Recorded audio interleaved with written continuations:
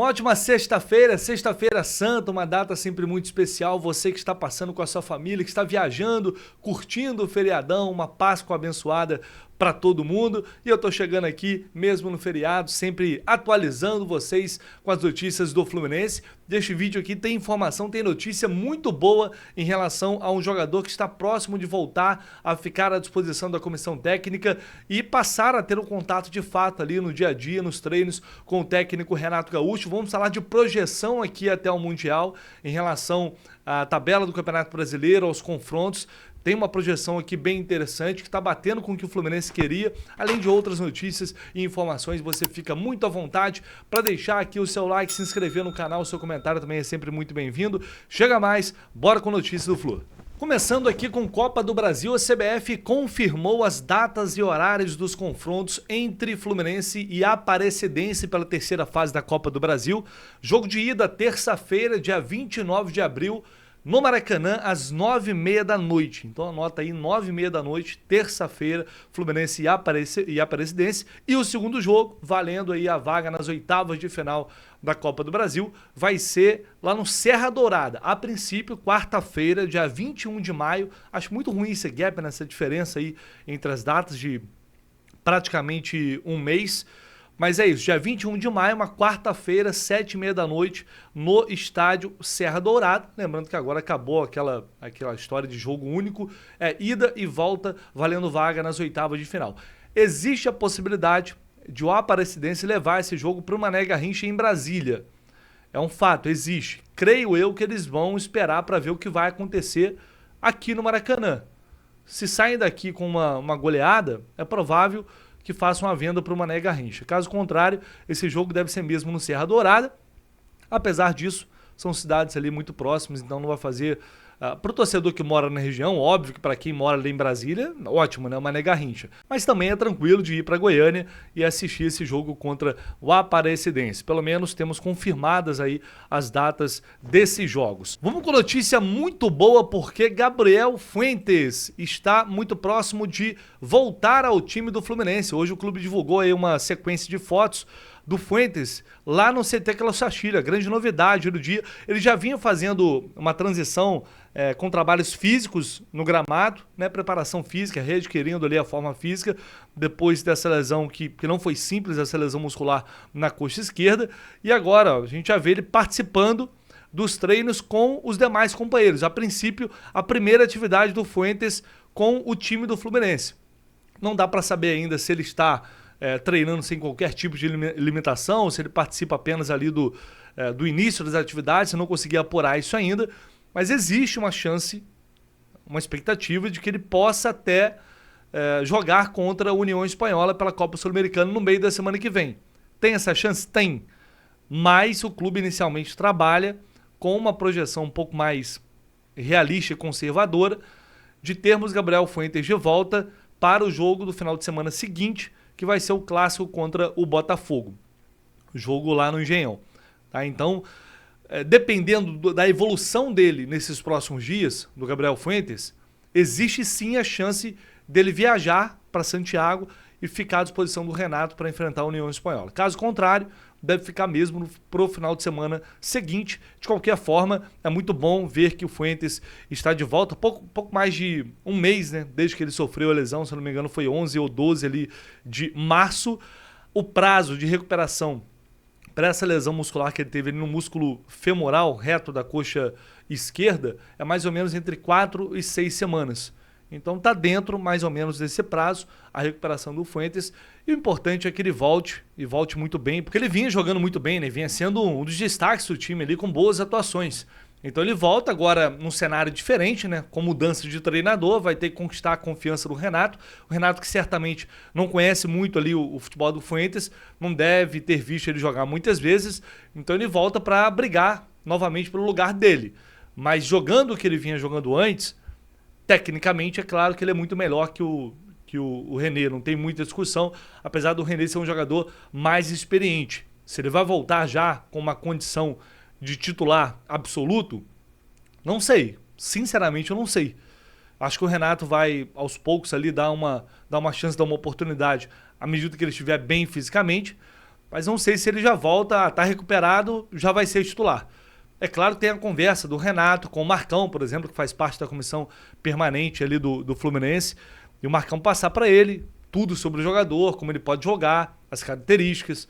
E aí é uma decisão, enfim, que vai partir também de uma observação do Renato no dia a dia dos treinos. Mas não consigo cravar com certeza que na cabeça do Renato, o Fuentes voltando, ele automaticamente já entra no time. Mas creio eu, será um acontecimento natural, principalmente à medida em que o Fluminense avançar, encaminhar a classificação na Sul-Americana, o Renato tende a poupar o time em outros jogos. E aí o Fuentes vai ter a oportunidade de entrar, jogar, mostrar o futebol dele, e a tendência natural é de que ele retome ali a posição. A gente está falando isso, evidentemente, porque o Renato está chegando agora. E ele tem feito uma observação bem cautelosa, sem fazer mudanças drásticas em equipe, como a gente tem observado, mas acho que vale levar em consideração esses aspectos para a tomada de decisão do Renato. Mas o importante é ele voltar 100% recuperado, voltar bem, ficar à disposição, e aí tenho certeza que no dia a dia o Renato vai conseguir observar isso e tomar, consequentemente, a melhor decisão. Vamos falar agora sobre a sequência do Fluminense no Campeonato Brasileiro, Sul-Americana, Copa do Brasil. A gente tinha uma preocupação muito grande em relação a essa sequência muito pesada de jogos, né? Com mudança de treinador no meio do caminho. Se o Renato iria conseguir se adaptar rapidamente ao grupo que ele tem, aos jogadores que ele tem, para fazer as escolhas e, a partir disso, transformar o Fluminense novamente numa equipe competitiva, só que sem tempo para treinar, sem tempo para trabalhar. Até agora, vem dando tudo certo e que permaneça assim. A gente olha para a tabela do Brasileirão e vê o Fluminense na terceira posição com 9 pontos. Talvez, por mais que seja ainda início de Campeonato Brasileiro, muito pouca gente imaginava esse cenário, pelo que vinha acontecendo na reta final do trabalho do Mano Menezes. Quando a gente olha para a tabela, para a sequência, agora a gente aumenta ainda mais a expectativa. Eu vou colocar aqui o site O Gol na tela, porque a gente tem o Vitória agora no final de semana, depois de União Espanhola lá em Santiago. Então esses dois jogos não estão aparecendo porque estão na outra página. São os dois próximos jogos. Vitória no Maracanã, é claro que o Fluminense é favorito e tem a responsabilidade de vencer e conquistar esses 3 pontos.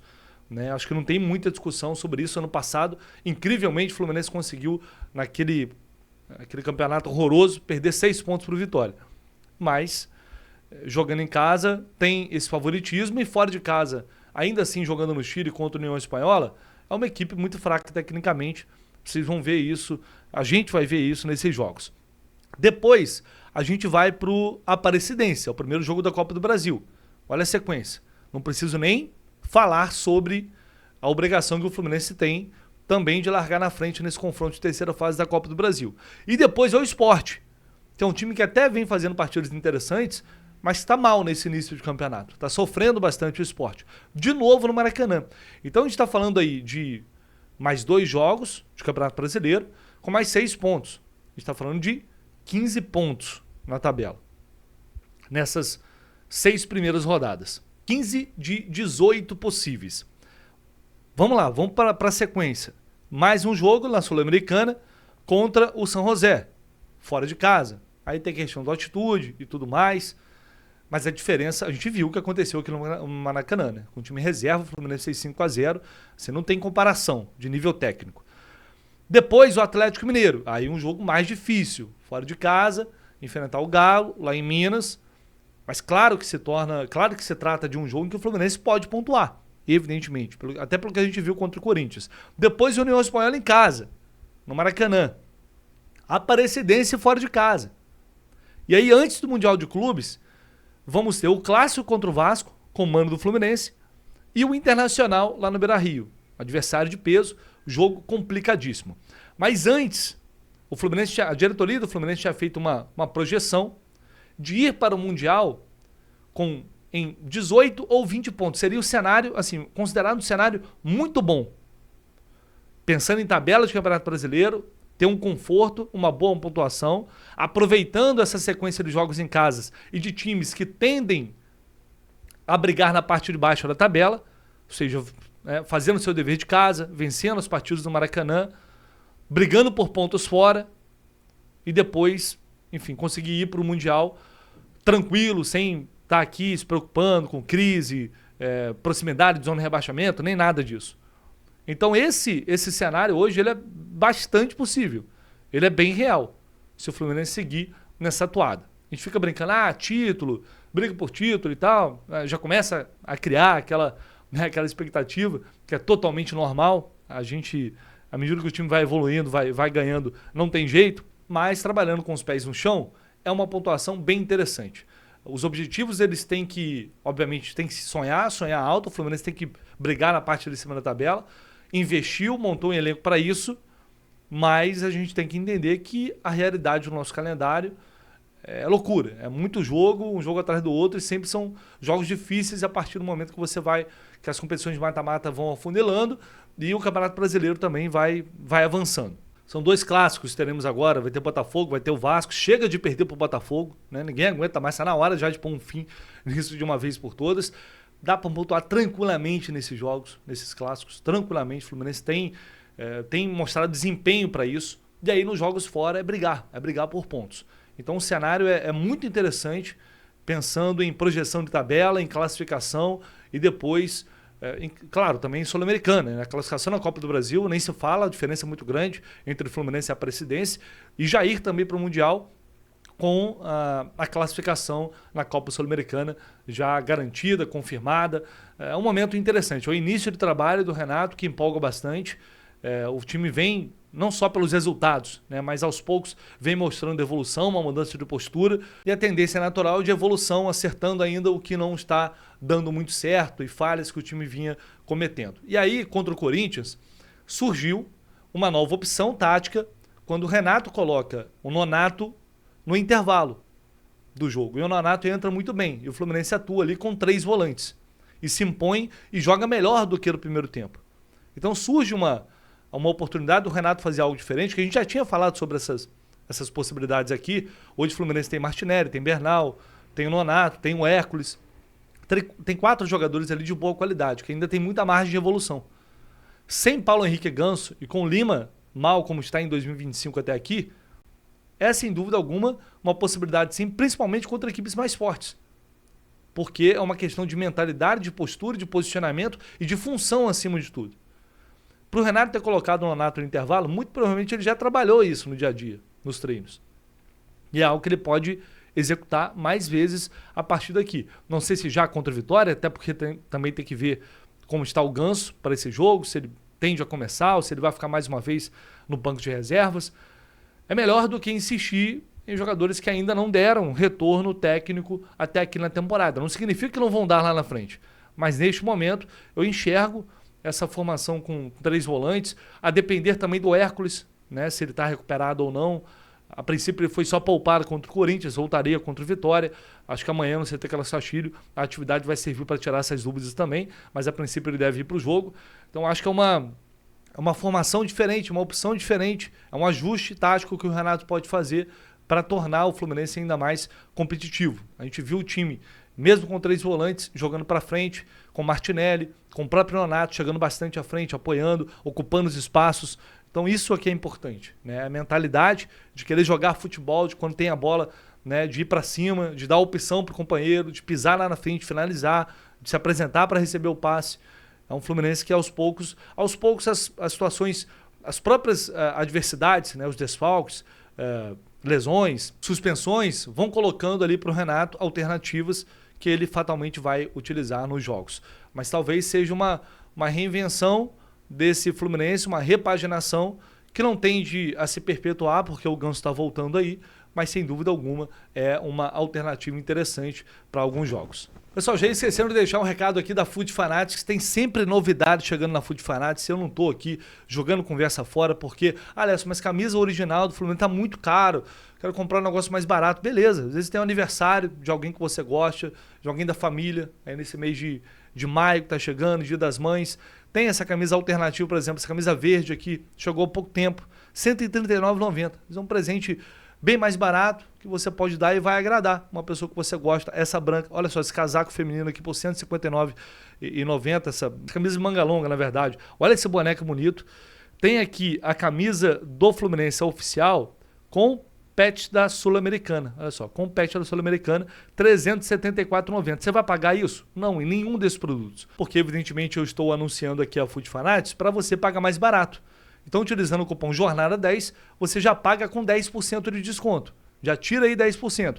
Pagou com Pix, vai poder tirar mais 10%. Então, olha só a diferença. A camisa vai sair basicamente por R$300. Só na Food Fanatics você vai encontrar esses preços e só aqui você usa o cupom JORNADA10 para pagar ainda mais barato. E, cara, tem várias outras possibilidades. Camisa 2 do ano passado, camisa 3 do ano passado. Olha só essa camisa 2 aqui, a camisa branca do ano passado. Tudo bem que essa é só pene. R$ 139,90, gente. Pô, é absurdo. Essa aqui, a feminina... Não, tava falando besteira. Essa camisa aqui é de 2023. 2024, aí sim, R$ 189,90. A feminina. A masculina, camisa 2 de 2024, aqui tem todos os tamanhos, com o nome do John Ares, com o número já personalizada, R$ 289,90. Tudo isso com o desconto do cupom JORNADA10. Vai lá e aproveite e a gente volta com mais informações assim que possível aqui no canal do Leste. Deixa o like, não se esqueça não, seu comentário também é sempre muito bem-vindo. Tamo junto.